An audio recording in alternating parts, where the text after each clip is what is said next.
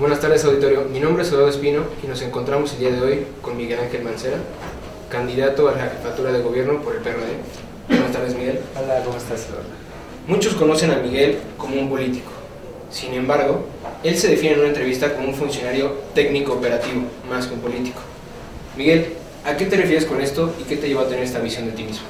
Mira, siempre me han preguntado cómo desarrollamos la función en los esquemas de gobierno, y siempre he estado en cargos en donde, si bien es cierto, tienes que desarrollar políticas públicas, me gusta la operatividad. O sea, me gusta estar en la calle, me gusta tener contacto, me gusta la solución de los problemas, me gusta la gestión, y para poder llegar a la gestión, además de la política, pues necesitas conocer cómo es que se debe operar y necesitas conocer cómo es que se deben implementar las rutas de operación. Por lo que tú te defines como una persona mucho más práctica, ¿no? Mucho más práctico, sí, mucho más práctico. Eso te da ventajas porque puedes tener mayor sensibilidad y puedes percibir mejor cuál es la problemática, que si solo estuvieras en un escritorio, solo te estuvieran informando, solo estuvieras con datos. ¿Consideras que ese pragmatismo que te define te ayudó a salir de alguna forma limpio de la Procuraduría? Yo creo que el estar pendiente siempre de los temas, el que tú puedas enfrentarlos, que tú puedas hablar, el que tú puedas tener siempre el dato, eso te da una ventaja muy importante. Además de esta practicidad que nos platicas, ¿qué otro factor hizo que realmente saliera sin ningún golpe de la Procuraduría? Mira, la Procuraduría es una institución que hay que estar permanente las 24 horas, los 365 días. Entonces, cuando tú sigues disciplina, los golpes siempre van a existir, los asuntos complicados siempre van a estar. Es una institución que tiene el foco de atención en muchos de los temas por parte de la sociedad, porque toca asuntos muy sensibles. Entonces, lo que yo creo que te puede dar una ventaja es que estés siempre pendiente de manera directa. Perfecto. Camino ahorita un poquito de tema. ¿Cómo fue que tú buscaste la candidatura para el gobierno del Distrito Federal? Mira, fue algo que no es tanto como de buscar, la verdad es que se fue construyendo, se fue dando, empezaron a haber muchos impulsos que tenían que ver a veces de personas específicas, de diferentes gremios, de fuerzas sindicales, de fuerzas sociales, de grupos políticos, y con todo esto pues de repente se fue dando la posibilidad de participar en esta contienda. ¿Hubo un momento antes de que te destaparan que tú ya estuvieras diciendo yo quiero ser jefe de gobierno? No, básicamente nosotros, y en mi caso concreto, yo venía trabajando en la institución que te digo que no te puedes desocupar hasta que no salgas de ella. Todo el tiempo son temas de procura, todo. ¿Y en qué momento Marcelo Ebrard expresó que quería que tú fueras el candidato?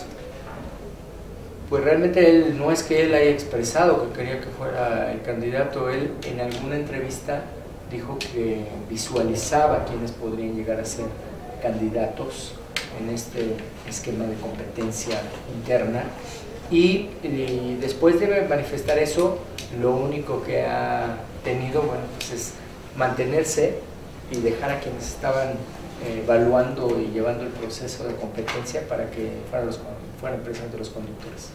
Perfecto. Yo sé que seguramente como ex procurador la seguridad va a ser un eje muy importante de tu campaña. Lo que a mí me gustaría saber es ¿cuál es en concreto tu propuesta en materia de seguridad? Mira, en materia de seguridad lo que nosotros tenemos que hacer es obviamente llevar a mejores niveles de eficiencia y eficacia a la Ciudad de México. Para eso tienes que trabajar mucho más en la profesionalización de la policía preventiva, mucho más en la profesionalización de la policía de investigación, profesionalización que te lleva a tener mejor resultado porque parte de un proceso de capacitación. Tienes que complementarlo con infraestructura, tienes que complementarlo también con programas sociales de la propia institución y de las propias instituciones de seguridad pública.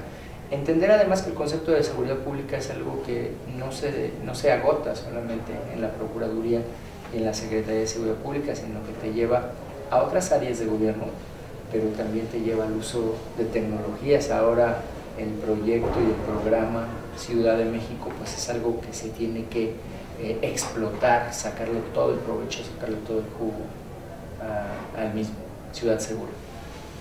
Entonces tú, como especialista en derecho penal, ¿estarías a favor de utilizar la tecnología y la ciencia en el combate al crimen? Sí, claro, se tiene que utilizar porque así es como te lo marca. El derrotero al que vamos en la reforma constitucional es a la aplicación del sistema acusatorio.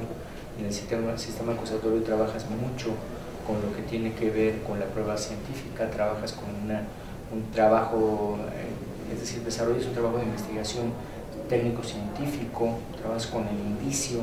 La policía se vuelve una policía que debe de saber cómo preservar escena de crimen, tiene que saber cómo poder hacer recopilación y aseguramiento y resguardo de indicios. Entonces es algo indispensable. En la Ciudad de México funcionan más de 13,000 cámaras que te dan una visión y una seguridad observable, medible, y que muchas veces puedes utilizar también como prueba. Tú mencionabas que hay un presupuesto limitado, ¿no?, en la Ciudad de México. Entonces, ¿cómo piensas hacer para poder construir nuevos laboratorios e implementar todas estas medidas? Yo creo que hay temas en donde va a tener que participar la federación. O sea, la federación no puede estar ajena a lo que son los programas o los proyectos o las necesidades nacionales.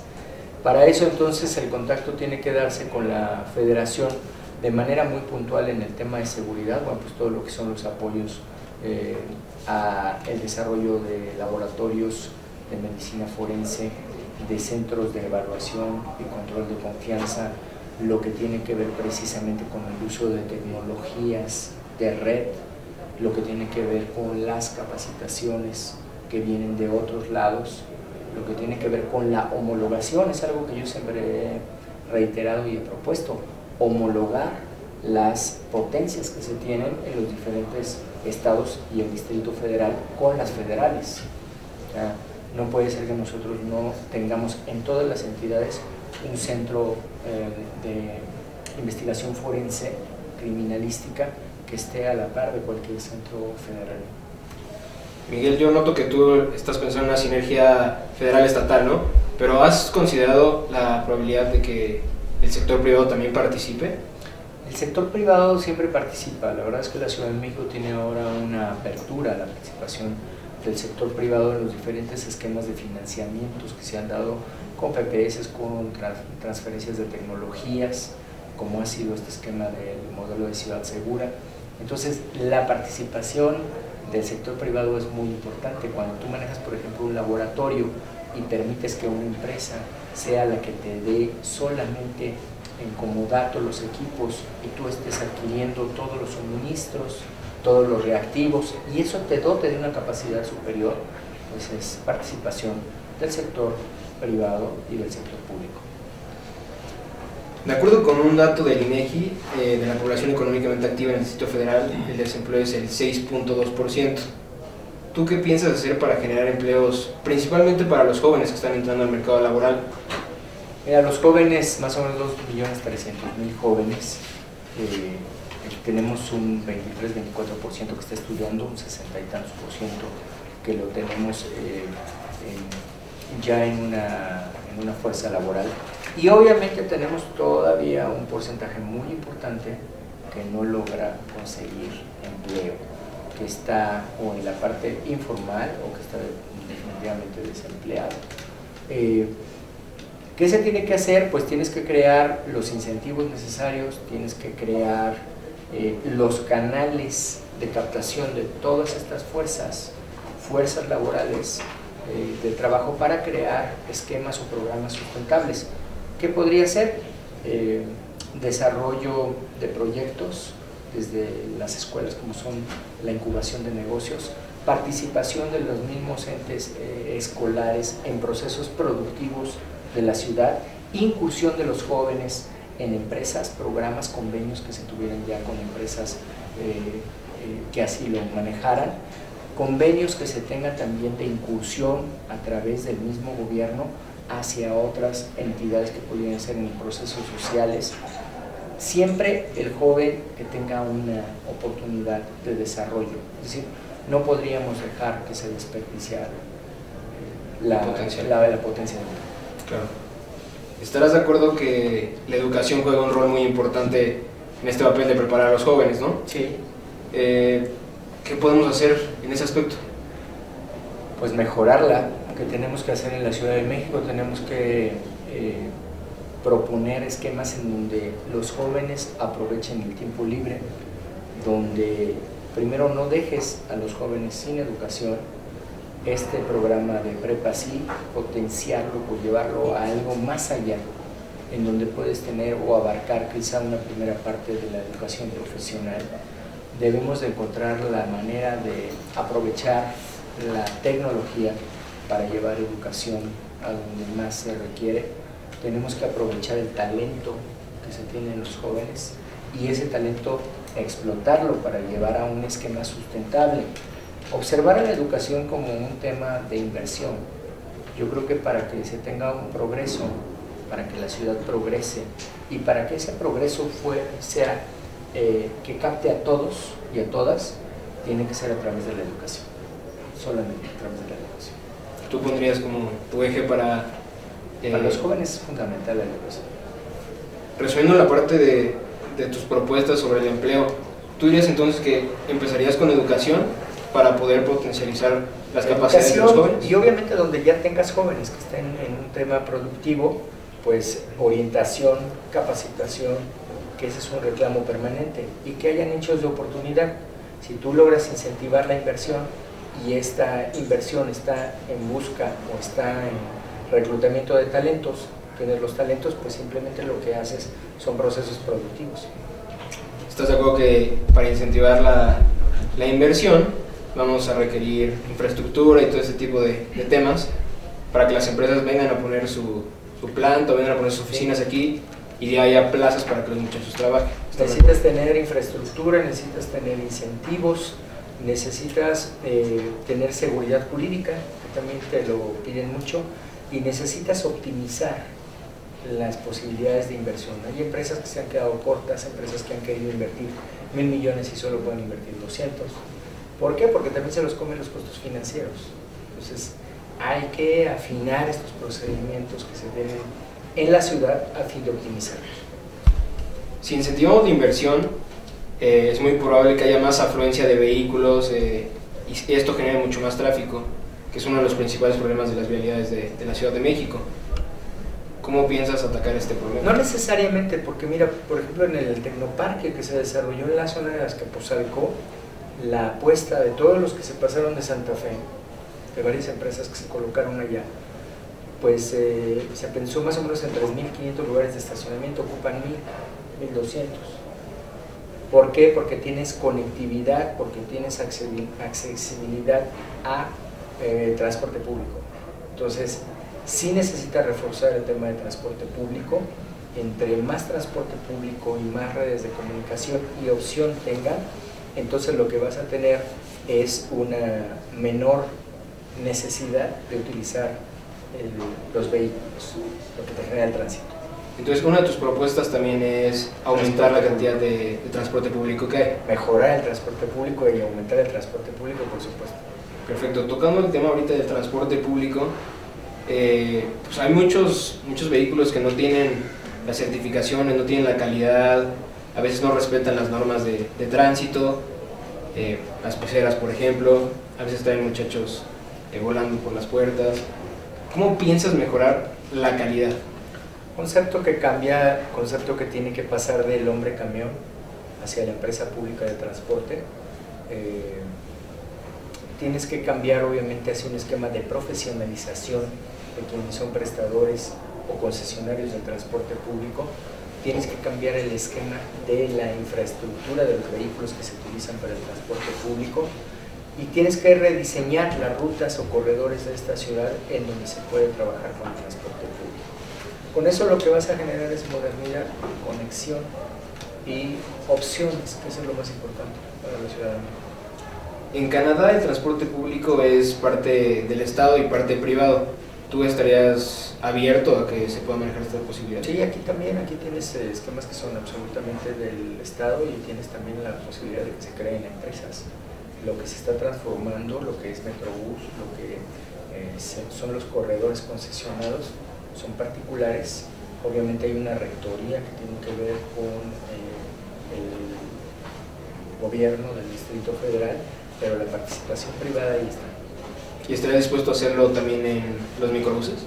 Claro, el reto que se está planteando es avanzar, transformar, y esa transformación te lleva a que no haya microbuses. Después de tener un breve esqueleto de tus propuestas, ¿qué hace a Miguel un mejor candidato que tus contrincantes? Mira, yo no me considero un mejor candidato, yo me considero simplemente un candidato con una propuesta muy concreta, encabezando el tema de la izquierda progresista de la Ciudad de México, y vamos por el triunfo. ¿Estás seguro que triunfas? Pues vamos por él, espero. Ahorita que tocamos el tema de la izquierda, ¿qué tanto se identifican tus ideales con los ideales del partido? Siempre he tenido un trabajo que tiene que ver con el tema de izquierda, la izquierda progresista, que no una izquierda ortodoxa. Lo que te implica necesariamente es que trabajes por la igualdad, que trabajes por un progreso que permee en todo tu esquema o todo tu ámbito de injerencia, que trabajes por el reconocimiento de derechos mayoritarios, pero que también te preocupes por las minorías. Entonces, todo ese trabajo se ha venido haciendo en las diferentes áreas. Siempre hemos trabajado, y en mi caso concreto siempre he trabajado en gobiernos del PRD. ¿Y como persona te definirías como una persona de izquierda? Sí, yo creo que la izquierda es una forma de vida. O sea, la izquierda no es si estás afiliado o no estás afiliado, si tienes un registro en algún lugar, o qué lees o qué comes, sino la izquierda es una forma de vida. Como un candidato, no afiliado a un partido, un candidato ciudadano, en caso de que ganaras, ¿podríamos esperar un gabinete multipartidista o cargado más hacia la izquierda? Yo creo que tiene que haber un gabinete con capacidades. Tiene que, cada vez más en los esquemas de gobierno, hay que estar en las evaluaciones, hay que estar en las capacidades. Yo mismo como procurador tuve que someterme a un examen de control de confianza. No era así, el jefe de gobierno estaba queriendo que yo fuera al examen o no fuera, era un tema de un acuerdo nacional, y si no hubiera pasado ese examen, pues hubiera tenido que salir de la corporación. Entonces tú estarías más dispuesto a contratar personas capaces sin importar el partido al que pertenece. En caso de que triunfaras, ¿incluirías a la señora Wallace en el área de seguridad? Bueno, la señora Wallace ha trabajado en programas con nosotros, es una mujer que tiene convicciones muy claras, que siempre se ha desarrollado en un tema muy concreto, que es esta lucha contra el secuestro, teniendo avances importantes, y con ella ya hemos trabajado muy bien, muy a gusto. ¿Estaría dispuesto a incluirla en tu gabinete? Por supuesto. Y por último, me gustaría saber, ¿dónde te ves en un par de años? En un par de años, pues trabajando para esta ciudad, en el trabajo para esta ciudad, en el trabajo de gobierno de esta ciudad, en la conducción de la Ciudad de México. Perfecto. Muchas gracias, Miguel Ángel. Gracias. Miguel Ángel Mancera, candidato al gobierno del Distrito Federal. Gracias. Muchas gracias. Gracias.